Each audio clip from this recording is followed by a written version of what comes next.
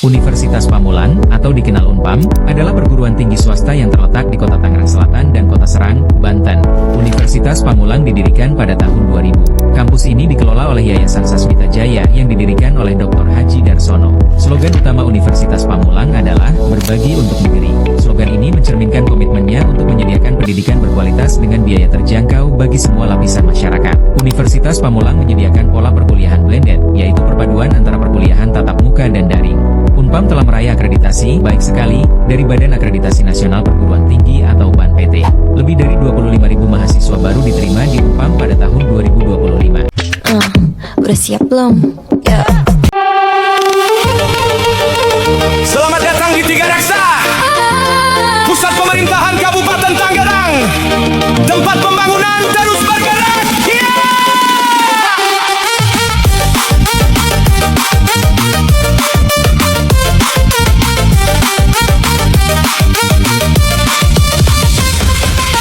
Pagi hari mentari bersinar, komplek Pemda mulai ramai terdengar.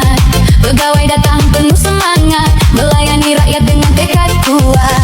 Gedung-gedung berdiri megah, menjadi kebanggaan daerah. Tiga Raksa terus berkembang, menuju masa depan yang gemilang. Tiga Raksa, pusat pemerintahan Kabupaten Tangerang, kebanggaan. Tiga Raksa terus melangkah, membangun daerah yang lebih indah.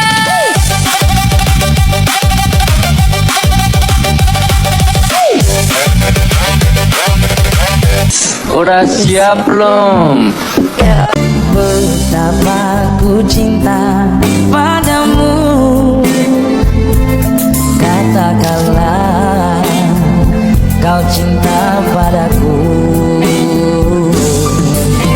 Sematkan aku di hatimu.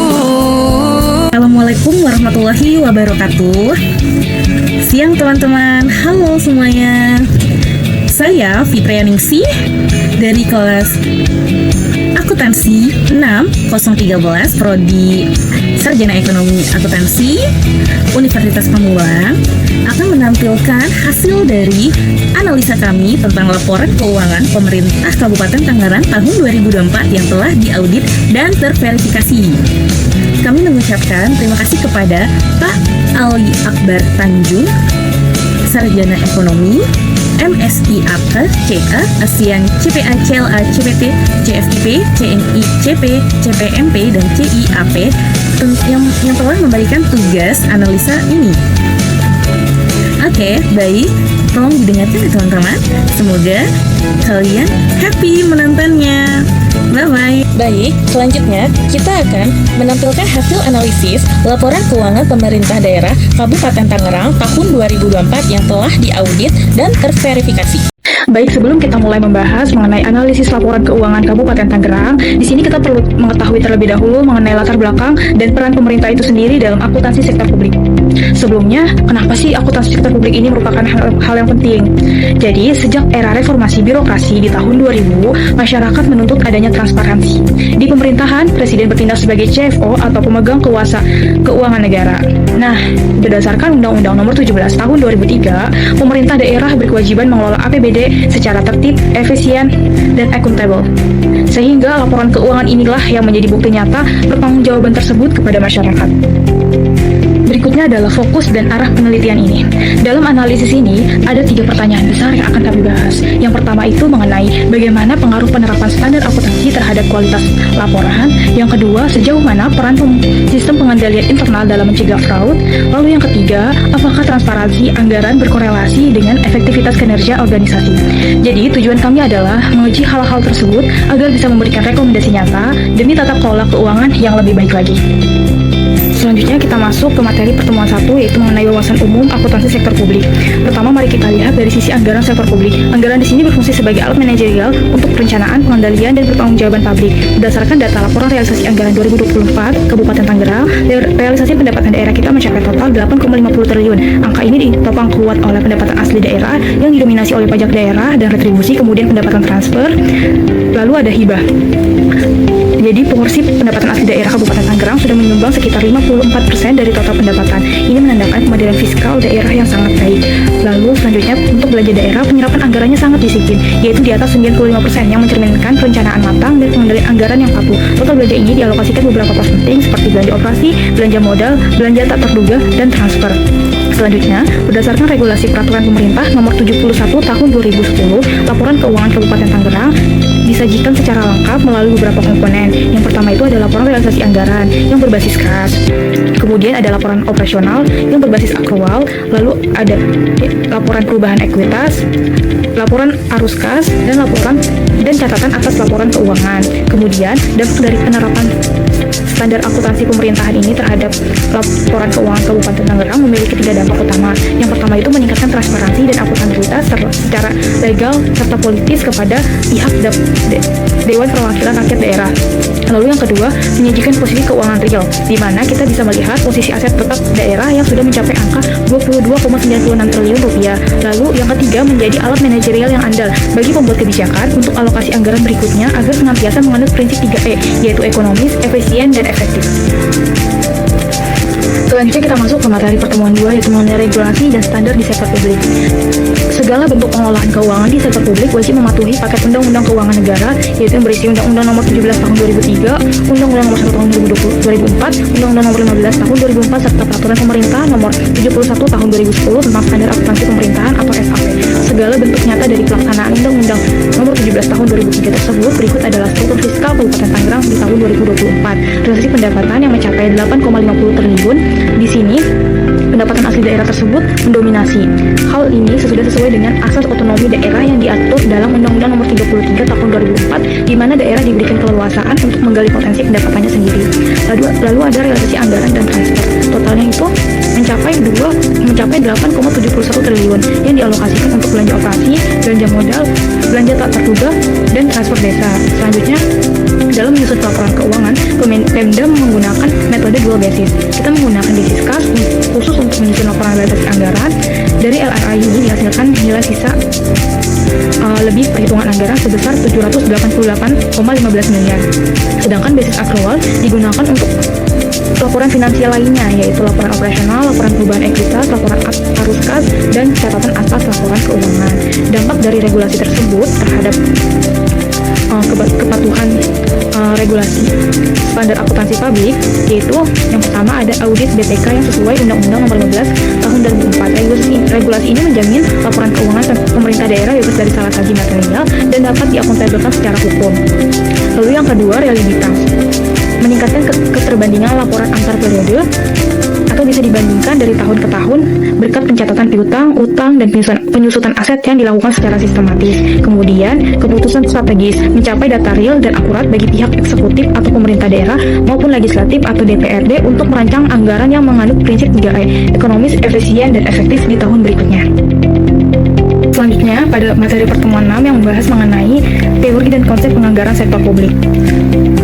Mari kita lihat di sini fungsinya terlebih dahulu. Secara teori ada 4 fungsi anggaran sektor publik, yaitu sebagai alat perencanaan atau planning, alat pengendalian atau kontrol, alat kebijakan fiskal, dan alat politik.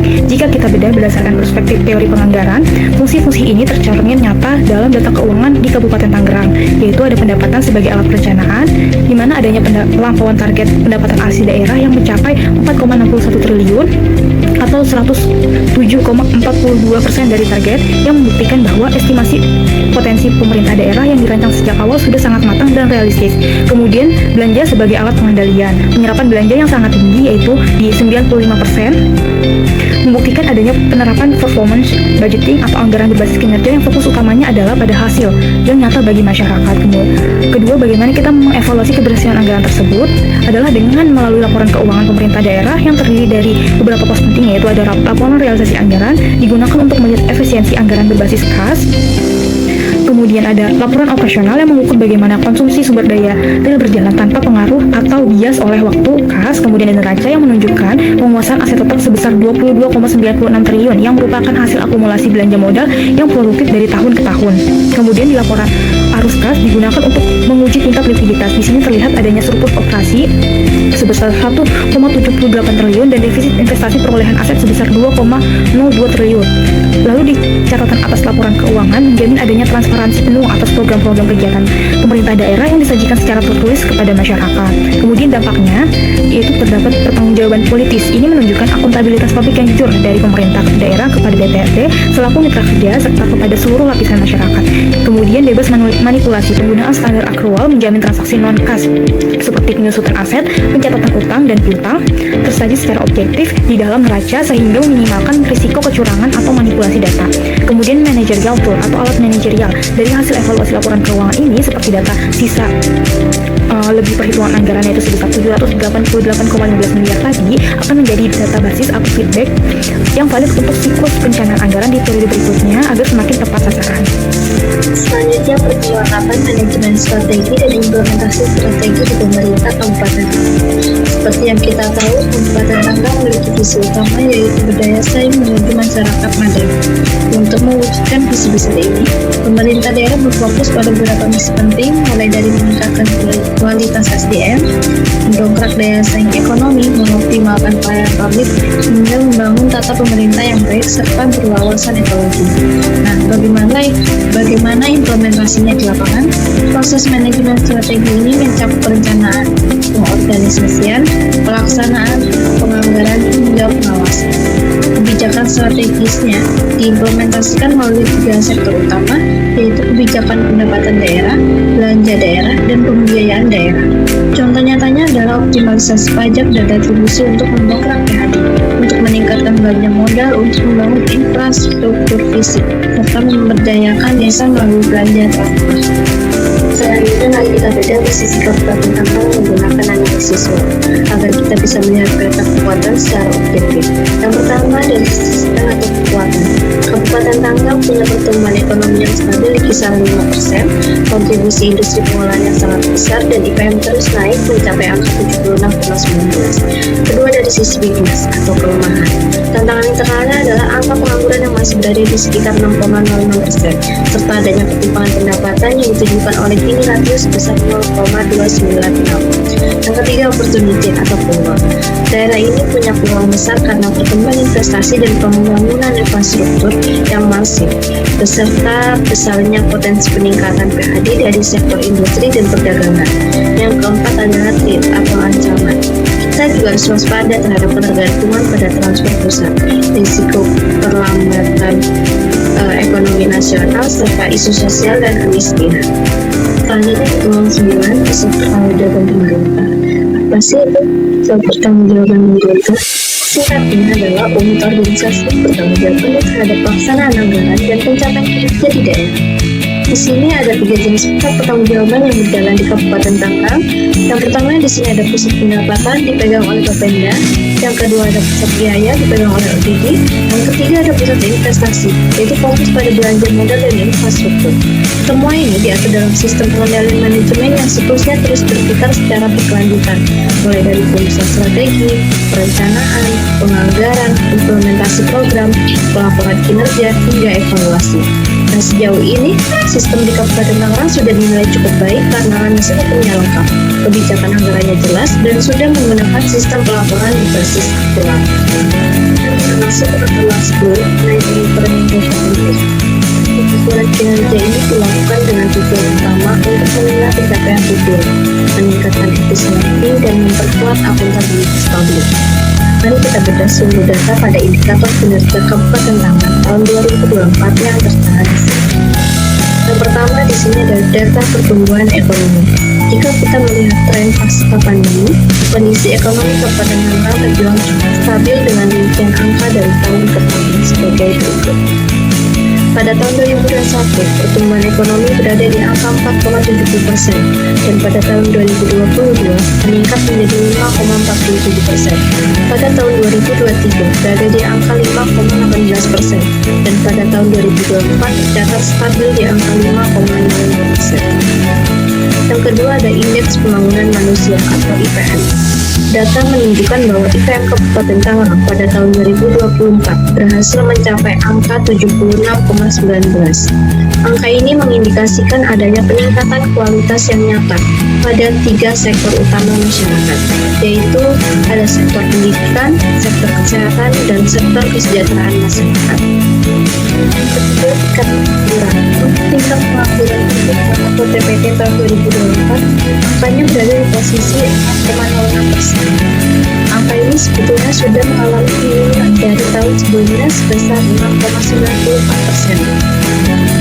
Yang keempat, tingkat kemiskinan. Berdasarkan data kuantitatif, jumlah penduduk miskin mencapai 266,43 ribu jiwa, atau secara persentase sebesar 6,55%. Hal ini menunjukkan bahwa program sosial yang dijalankan oleh pemerintah mulai berjalan efektif di lapangan. Pada slide kami terdapat sebuah visualisasi grafik batang yang menggambarkan perbandingan dari keempat indikator kinerja yang baru saja saya sebutkan, yaitu pertumbuhan ekonomi, IPM, pengangguran, dan kemiskinan. Nomor 5, di sini ada penerapan konsep value for money. Seluruh capaian data di atas diukur dan dimulai menggunakan 3 pilar utama konsep value for money, yaitu yang pertama, ekonomi, yang berarti pengelolaan anggaran daerah dilakukan secara rasional. Yang kedua, ada efisiensi, di mana belanja daerah difokuskan dan diarahkan langsung untuk pembangunan serta pelayanan publik. Yang ketiga, ada efektivitas, yang hasilnya bisa kita lihat secara nyata dari adanya peningkatan angka IPM serta stabilitas ekonomi daerah kabupaten. Analisis penerapan akuntansi sektor publik ini berdasarkan standar akuntansi pemerintahan atau yang disingkat SAP. Standar yang digunakan menggunakan peraturan pemerintah nomor 71 tahun 2010. Yang pertama, itu ada struktur anggaran, belanja, dan program. Ada 4 diagram batang di sini. Yang pertama, itu ada belanja operasi. Belanja operasi pada yang pertama itu paling tinggi, yaitu sebesar 5,83 triliun rupiah. Yang kedua, belanja modal sebesar 1,99 triliun rupiah. Yang ketiga, ada belanja transfer sebesar 0,877 triliun rupiah. Yang keempat, ada belanja tak terduga senilai 2 rupiah. Yang pertama, program dari belanja ini itu adalah pendidikan, mandatory, senilai 20%. Kedua, kesehatan, minimal harus 10%. Dan infrastruktur pelayanan publik minimal 40%. Efisiensi, realisasi total belanja mencapai 95,43% dari pagu, menunjukkan manajemen fiskal yang disiplin. Kedua, ada struktur anggaran. Pendapatan daerah. Yang pertama ada pendapatan anggaran daerah sebesar 4,61 triliun rupiah. Realisasinya sebesar 107,42%, meliputi pajak daerah, retribusi, dan hasil pengelolaan kekayaan. Yang kedua ada pendapatan transfer sebesar 3,88 triliun rupiah. Realisasinya 100,241%. Dana ini dari provinsi, yaitu meliputi dana DAU, DAK, DBH, dan dana dari provinsi. Yang ketiga itu adalah lain-lain sebesar 5,39 miliar rupiah. Realisasinya 96,15%. Dari mana sih sumbernya? Sumbernya itu dari pendapatan hibah yang sah. Yang ketiga itu ada analisis kinerja. Analisis kinerja, meskipun terdapat defisit operasional anggaran menggunakan silpa tahun sebelumnya sebesar 1,00 triliun rupiah, menghasilkan silpa akhir tahun berjalan sebesar 788,1 miliar rupiah.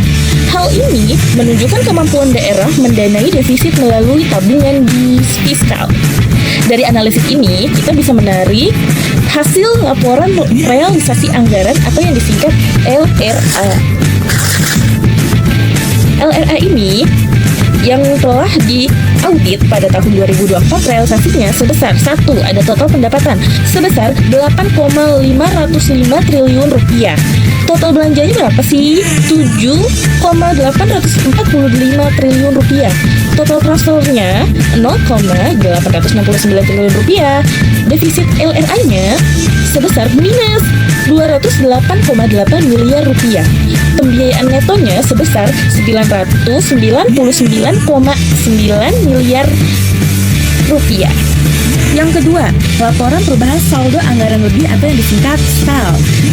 Pada uraian di layar ini, itu ada tahun 2024 yang telah diaudit perbandingan dengan 2023 yang telah diaudit. Yang pertama itu ada saldo anggaran lebih awal sebesar 1.938.238.295.008 rupiah. Tahun 2023 itu lebih rendah sebesar 927.757.389.059 rupiah. Yang kedua ada pembiayaan SAL sebagai pembiayaan sebesar tahun 2024 itu minus 1.938.191.856 rupiah. 2023 yang diaudit itu lebih rendah lagi sebesar minus 928.357.388.059 rupiah. Sisa lebih pembiayaan anggaran atau disingkat SILPA sebesar 783.853.857.662 rupiah. Itu 2024 yang telah diaudit ya. Yang perbandingannya 2023 itu lebih tinggi sebesar 1.938.295.068 rupiah. Koreksi kesalahan pembukuan pada tahun 2024 yang telah diaudit sebesar minus 103.212 rupiah. Tahun 2023 yang telah diaudit itu 0 ya.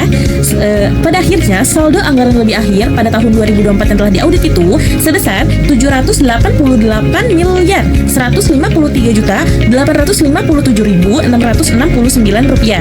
Pada tahun 2023 yang telah diaudit itu saldo anggaran lebih akhirnya lebih besar senilai 1.938.238.068 rupiah. Oke, selanjutnya ada yang ketiga yaitu neraca posisi keuangan daerah. Yang pertama ada aset tetap. Aset tetap di sini senilai 22,96 triliun rupiah. Buat apa sih? Buat dominasi infrastruktur jalan, gedung.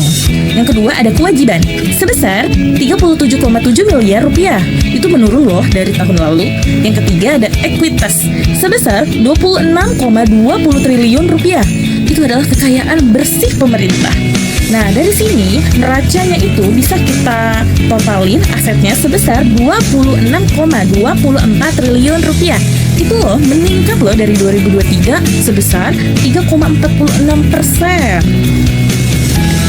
Nah, selanjutnya itu ada 4 analisis laporan operasional atau yang disingkat LO.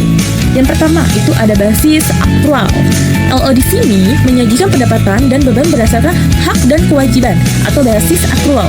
Berbeda ya dengan LRA yang berbasis kas atau basis kas. Kedua ada surplus operasi. Surplus atau defisit dari operasi tercatat sebesar 926,3 miliar rupiah, menunjukkan kinerja efisien dalam penggunaan sumber daya ekonomi. Catatan, surplus LO sebesar 921 miliar rupiah itu memberikan dampak positif langsung pada penambahan ekuitas di neraca. Selanjutnya, yang kelima ada analisis laporan arus kas atau LAK. Yang pertama itu ada aktivitas operasi.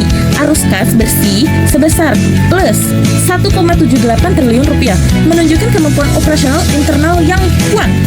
Yang kedua ada aktivitas investasi. Arus kas bersihnya itu minus 2,02 triliun rupiah, menunjukkan belanja modal besar untuk pembangunan fisik. Yang ketiga ada aktivitas transitoris. Arus kas bersih itu plus senilai 943 juta rupiah. Aliran kas non anggaran, potongan pajak PSK. Ada diagram atau seperti chart dari laporan arus kas atau LAK tren likuiditas. Bisa kita lihat ada 3 gelombang ya di sini. Awal 2024 itu ada di bawah, lalu mengalami perubahan itu rata, lalu mengalami kenaikan atau lonjakan yang sangat tinggi itu pada akhir 2024. Oke, arus kas dari aktivitas operasi mencatatkan net masuk yang kuat, menjamin ketersediaan dana untuk pelayanan publik. Arus kas investasi menunjukkan penggunaan dana untuk tetap yang signifikan atau pembangunan fisik. Yang keenam, itu ada laporan perubahan ekuitas atau LPE. Ekuitas Kabupaten Tangerang naik menjadi 26,20 triliun rupiah pada tahun 2024. Kenaikan ini mencerminkan akumulasi surplus operasional dan revaluasi aset tetap. Oke, di sini ada perbandingan lagi ya, tahun 2024 dan tahun 2023. Yang pertama, itu ada kewajiban jangka pendek, ada utang PSK dan belanja. Tahun 2024 sebesar 37.648.893.782 rupiah. 2023 lebih tinggi, sebesar 41.393.390.264 rupiah. Ada kewajiban jangka panjang tahun 2024 sebesar 120.024.208.8 rupiah. Tahun 2024 sebesar 45.011.999 rupiah. Kewajiban jangka panjangnya tadi 2024 itu lebih tinggi daripada 2023. Jumlah kewajibannya total 37.988.917.990 rupiah. 2024 itu lebih tinggi totalnya senilai 41.402.402.263 rupiah. Ekuitasnya 2024 itu 26.107.252.375 rupiah. 2023 ternyata lebih rendah sebesar 25.516.149.662 rupiah. Baik, jumlah kewajiban dan ekuitas 2024 itu lebih tinggi senilai 26.254.896.170.365 rupiah. 2023 sebesar 25.362.354.551.925 rupiah. Yang ketujuh itu ada catatan atas laporan keuangan atau CALK. Ya, uraian kualitatif atau berdasarkan catatan data, CALK memberikan perincian rinci atas pos-pos di LRA, LO, neraca di Kabupaten Tangerang. CALK ini 2024 berfokus pada 1. Kebijakan akuntansi yang digunakan, rincian silpa per OPD dan BLUD, hambatan pencapaian target pendapatan, itu ada yang miss, fluktuasi ekonomi lokal. Selanjutnya ada yang terakhir, analisis selisih antara anggaran dan realisasi. Terakhir itu ada dampak penerapan SAP aktual. Pertama ada transparansi, artinya pengakuan beban penyusutan dan piutang memberikan gambaran posisi keuangan yang sebenarnya. Kedua, akuntabilitas, memudahkan pelacakan penggunaan aset dan kewajiban jangka panjang secara real time. Yang ketiga ada opini audit, artinya kepatuhan terhadap peraturan pemerintah nomor 71 tahun 2010 menjadi fondasi utama dalam meraih opini wajar tanpa pengecualian atau yang disingkat WTP, bahasa Inggrisnya unqualified. Yang terakhir itu ada kualitas, artinya informasi lebih relevan untuk pengambilan keputusan ekonomi dan alokasi sumber daya publik. Oke, itu adalah hasil laporan keuangan Kabupaten Tangerang tahun 2024 yang telah diaudit dan terverifikasi. Laporan keuangannya juga sudah terbit dan bisa dilihat di Google atau di sumber pencarian untuk kita bisa lebih mengetahui bahwa catatan dan laporan-laporan ini untuk apa saja nanti bisa kita lihat di websitenya. Oke teman-teman, itu saja penampilan dari kelompok kami. Mohon maaf apabila banyak kekurangan dari kelompok kami. Kami pamit, semoga materi ini bermanfaat untuk kalian membuat video seperti kami juga boleh, atau untuk kedepannya agar kami juga bisa mengkoreksi bahwa video laporan keuangan kami ini masih banyak kekurangan. Terima kasih juga kepada Pak Ali Akbar yang telah memberikan tugas ini kepada kelompok kami. Kami dari kelas 06 Sake 013 Prodi Akuntansi Universitas Pamulang pamit. Wassalamualaikum warahmatullahi wabarakatuh.